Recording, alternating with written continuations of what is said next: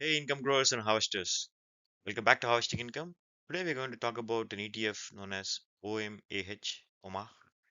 Okay, this is actually, you know, they tried to name it actually like Oracle of Omaha, who is Warren Buffett, and he's the guru of investing. You all know that.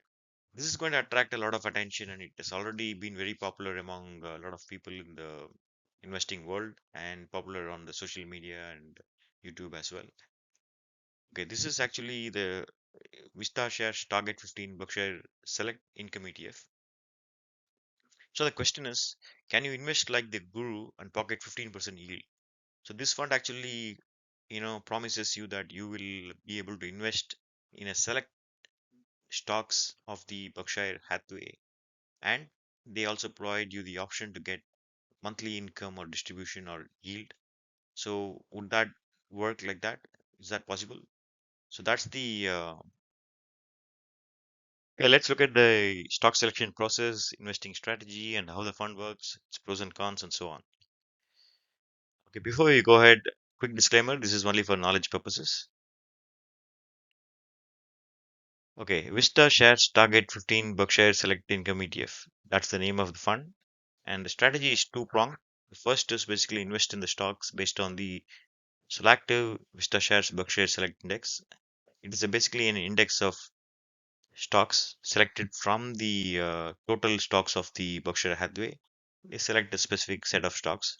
So I will explain that shortly. The aim here is to generate 15% target income through option writing or option strategies. So the underlying stocks are basically a selection of Berkshire Hathaway stocks, a specific selection, plus the covered call writing enables you to get that income, 15% target income. So that's how the overall strategy works. Some basic information here. Ticker symbol is OMAH. Price is around $19. Because the fund was very new. March 2025 is when it was started, and it has gathered about 202 million approximate in assets. Pretty decent size for a new fund, and they have an expense ratio of 0.95, which is quite common, high fee for covered call ETFs, which are active funds. And if you want more information about the fund or you want to check out details, you can go to this website vistashares.com. Okay, now let's look at the core part, the underlying stock selection. So the fund generally picks stocks from the index, which I already discussed, selective Berkshire Select Index. In that index, there are actually 20 stocks, 20 largest stocks in terms of the value or market cap they choose from the Berkshire Hathaway's portfolio. So the index includes 20 largest holdings of the Berkshire Hathaway plus the Berkshire Hathaway stock itself. So there will be a total of 21 securities, uh, generally at any time, unless there is a change in the policy. So 20 stocks from the Berkshire Hathaway plus the Berkshire Hathaway stock. Now there is a small note which I found in the prospectus that they are trying to say that in certain circumstances they may make changes to the portfolio, or they may change or look to stocks beyond the Berkshire basket. So basically, the fund may invest in securities in order to meet the income target or to comply with regulations. So they might select stocks which are outside the Berkshire Hathaway's portfolio, which can help adjust for the volatility. Because Berkshire stocks are basically blue chip companies. Some of them are low volatile stocks, which may not have premium potential, which also means that there is lesser scope for high income from the premium of options. Plus, some stocks could move pretty slow. That can mean like slower growth or slower capital appreciation. So whichever way you look at it, like there can be a pros and cons for these funds in terms of the quick appreciation and quick gains in terms of dividends. However, these covered call funds, they earn income from writing options, and the dividends or the capital appreciation of the underlying stocks is separate from the uh, option writing program. So that two or three different ways in which the fund is generating income. If the underlying stock is safe, then half of the work is done. Like you have a strong, safe set of stocks, which is blue chip companies. So that is a core part of the portfolio. That's what you need to be worried about. And the covered call is just an enhancement in terms of providing you that income. So that's my point of view, but you can look at it different way depending on your investing style or your preferences. The second part is the call writing. The fund generates income in the form of writing calls on certain or all of its underlying securities. So let me just emphasize here. They may write calls or call options on all of the securities, or it could be a certain portion of the securities, which means that they have the ability to adjust the amount of call writing. So when there is an adjustment, like sometimes they may write more calls, and which means that there will be a limit on the caps upside for those stocks. And when they don't write more calls, when they keep the stocks but they don't write calls, which means that those stocks which they keep can have more scope for capital appreciation, and the dividends from those stocks also adds to the income. So uh, when they write more calls, more income in the call writing side. But if they have less call income, then probably they have income in the form of the underlying stocks appreciation plus the dividend income from the stock, the underlying stock. So it's a kind of mix and match strategy that they are using, which is pretty good. And this is something that even the other covered call funds use. There are plenty of other funds which do the individual stock call writing, and they also have similar kind of concept. Some of the yield max funds, and there was a HHIS which I discussed in one of the recent videos. So they also have similar kinds of strategies. And yeah, the call writing will limit the potential gains. However, you're getting the regular premium income, and some income you get it upfront on a regular basis, which means that you are getting those extra cash flows, which can smoothen your returns over time. But you may not get that higher amount of capital gain or appreciation. Sometimes you get in those tech stocks or highly volatile stocks. That is the only part that you're going to miss, but you're going to still get good positive returns, and there's a potential for good appreciation too. Okay, let's look at the holdings. Pretty interesting here. The first one is Berkshire Hathaway itself. All of you are familiar. And then when you look at the names here, American Express, Apple, Bank of America, Citigroup, all are big names, big blue chip companies, and their market cap is also pretty high. Like large companies, like these are not small firms or mid cap stocks, and you're not betting on any kind of team stocks or team industries. These are some of the biggest names in the industry, biggest names in the country, and top 10 stocks actually comprise 61% of the portfolio. So top 10 is about 61%, but it's fairly diversified. Look, not even not a single stock is above 10%. Of course, it is more concentrated compared to traditional mutual funds or S&P 500 funds. This is a bit more concentrated, but that's exactly what you're looking for, because you want a concentrated portfolio out of the Berkshire Hathaway and also generating income. And government securities form about half a percent of the portfolio, 0.5%, and they have some minimal cash too.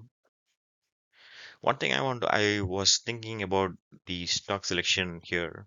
This was my thought. Why did they choose Berkshire Hathaway? So why have you could have just had Berkshire Hathaway, then why have all this? If you just have Berkshire Hathaway and do a call riding on that, that should work too. There are funds which do that. Some of the funds, there's a Purpose Investments. It's a fund which has that Berkshire Hathaway, call riding fund. So that's one option. Or why have Berkshire Hathaway in the first place? Knock off Berkshire Hathaway and just have the selection of stocks. Like we don't need the Berkshire Hathaway. Just have the top 20. So that was my thinking. Why have Berkshire Hathaway once again? Like it's like duplicating or overlapping the portfolio.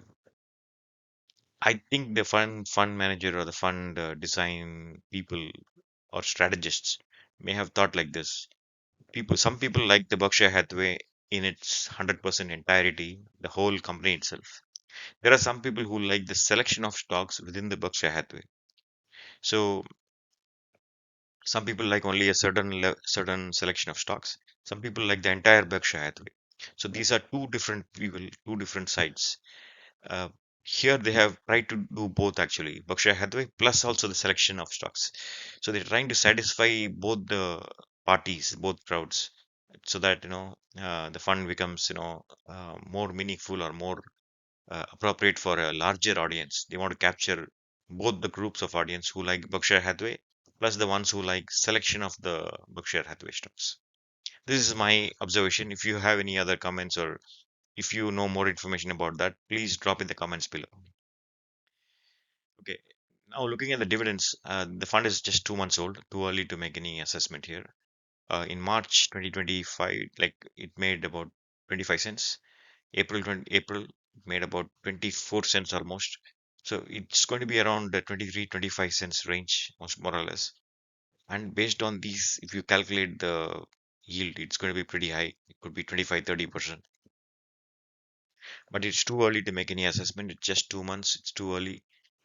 Many covered call funds launched with a big bang and triple digit returns and also on yields and so on. Uh, so those high yields may not sustain. And secondly, we need to observe the fund for at least 3 months, 6 months, at least 6 months, I would say, to see how it goes. And if you're not in a hurry, you already have a portfolio. Wait for a year also. Like it doesn't matter. You can wait because there are plenty of funds coming up anyway. So you will have options. And in that period of time, the fund's value may also go down. Like usually covered call funds erode in value. And over a period of time, you can get a good deal in terms of buying at the right price as a value investor, right? You want to buy at a good price so that you can get better yield plus also higher capital appreciation over time. Okay, what are the pros and cons? Pros are we already discussed. The focus is on income generation, 15% target income. That's a great option for people who are looking for regular income, not financial advice. We are still waiting to see the performance, and hopefully this is achieved. And long-term capital appreciation potential is pretty good, given the track record of Berkshire Hathaway, and hopefully this fund is able to capture the same kind of performance. The long term prospects are pretty good. High quality of stock selection, blue chip companies. So that's something that is a strength for this fund. They're not choosing the smaller cap and mid cap from the Berkshire portfolio. They are looking at only the largest ones. So that is a plus point. And last but not the least, there is a scope for dividend income from underlying stocks.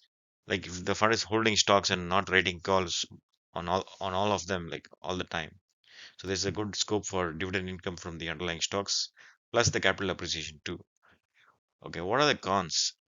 The cons are that there is a cap or the limit on the upside of the stocks. So before the stock value is fully, let's say some stocks double or triple or they go up in value over time. But given the strike price of the call options that are returned, when the call options are written, this the when the stock price hits a certain point, the calls write and sell those holdings at that point. So basically, your profits are capped that level. So any price increase beyond that level is going to be lost because you already wrote the call off at that price. The other aspect is the fund is brand new and it needs to build up track record. We still need to see how it performs for next 6 months at least. And this is not suitable if you're looking to accumulate Berkshire Hathaway stocks. If you're going to be a value investor or you are going to be someone who is going to be investing in certain stocks and holding it for life or getting married to it, sorry, this is not the fund for you. Probably you can look at other options, but this is a fund which will give you that regular income, and they would definitely sell calls and try to book those profits and take those little gains. And due to that, you might lose the capital appreciation potential, and some of the stocks will get sold off when the strike prices get hit. That's how the covered calls work. If you're not an income investor or if you're not looking for income plus growth or pure income play, probably this is not the right fund because this has that income component in terms of the covered call writing. So that's the summary of the cons and the pros. I don't see too many cons or issues with the fund. If you are okay with that income and limited capital appreciation, I don't see much, but that's something to keep in mind. Okay, quick summary. This is a good option to consider as a part of the portfolio because it's a new fund and new fund with minimal track record. Just watch out for that. Give it some time. This is a good way to invest like the guru while also collecting income. So that answers the question that we started with. You can invest like the guru and also collect the 15% income. Not financial advice, but that's what the fund is aiming to do. And there's a long-term capital appreciation too, because of course it follows the Berkshire Hathaway investing philosophies and stock selection in addition to the income. And a good way to diversify into Berkshire Hathaway rather than betting on the holding company. So rather than buying the Berkshire Hathaway, which is expensive, and you are betting on one company, you can diversify, you can get income, and that income can be used for reinvesting into other stocks, other funds. So that's a great option, I would say. And I would say give it at least 3 more months to track performance. I would say even give longer time if you can. So hopefully by that time it becomes cheaper and you can buy. If you have any questions, comments, or feedback, please feel free to drop below. And if you like the video, please feel free to like and share it with your friends. And thanks for watching and happy investing. Thank you.